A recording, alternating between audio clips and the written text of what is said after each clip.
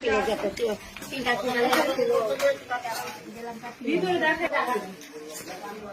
ঘরটা দেখেন,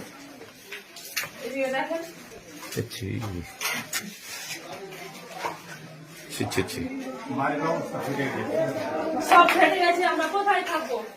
সামনে দেখেন, সামনে এই সব দেখেন, ছাদ সব ফেটে ফেটে পড়ে যাচ্ছে। আমি কোথায় যাব, কোথায় থাকবো? আমার স্বামীর পেরেনের দোষ। আমার স্বামী কাজ কাম কিছু করতে পারে না। আমি জমি জায়গা বেঁচে সব টাকা পয়সা রেখেছিলাম, সব নিয়ে চলে গেছে। ডাক্তার দেখাই খাই, ছেলে পেলে নিয়ে আমি তো বিড়ি মেনে ম্যানেজ করতে পারবো না। আমার সব নিয়ে চলে গেছে। আমার গহনা ছিল, মেয়ের নেকলেস ছিল, আমার ছিল মালা ছিল, 2 জোড় কানের ছিল, সব নিয়ে চলে গেছে। টাকা পয়সা, আমার বস্তা ভর্তি চাল ছিল, কিচ্ছু নাই ঘরে। এক বস্তা পেঁয়াজ সব নিয়ে চলে গেছে। আমার স্বামী তো বেরেনের দোষ বলে কাজও কম আগে হয়নি। কিসের জন্য হচ্ছে? আমরা ছেলে মেয়ে নিয়ে কোথায় যাবো? বাচ্চা ছেলে নিয়ে কোথায় থাকবো? এইসব পুড়িয়ে দিয়েছে। তো কি নিয়ে থাকবো? কে এইসব করেছে আমাদেরকে? আমার স্বামী উচ্চ নিচে কাউরের সঙ্গে কথা বলতে জানে না। আমার ঘরে এসে সব চিন্তাই করলো, পরে নিয়ে গিয়ে না আগুন দিল, চিন্তাই করে নিয়ে গেল।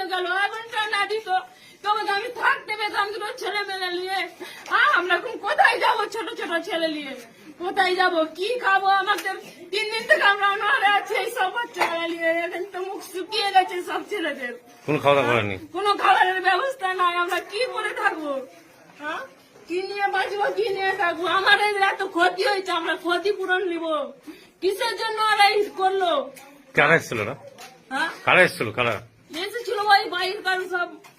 হিন্দু তো কেউ নাই, সব মুসলিম এসে করেছে এইসব। আপনার নাম? আমার নাম দীপা মন্ডল। আপনার স্বামীর নাম? আমার স্বামীর নাম দেবগণ মন্ডল। সে তো কিছুই করতে পারে না, তার বেরেনের দোষ। সে বেরেনের ওষুধ খাই, ওষুধ আমি বের করতে পারিনি। সে ওষুধ সব বলে গেছে। এখন আমি ওকে কি খাওয়াবো? ঘরে টাকা নাই, পয়সা নাই, আমি কি দিয়ে কি করবো?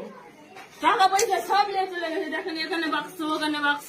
আমার টিউবকল ছিল, সব ভেঙে ফেলে দিয়েছে। টালের ঘরে রান্না করি, ওটাও ভেঙে ফেলে দিয়েছে।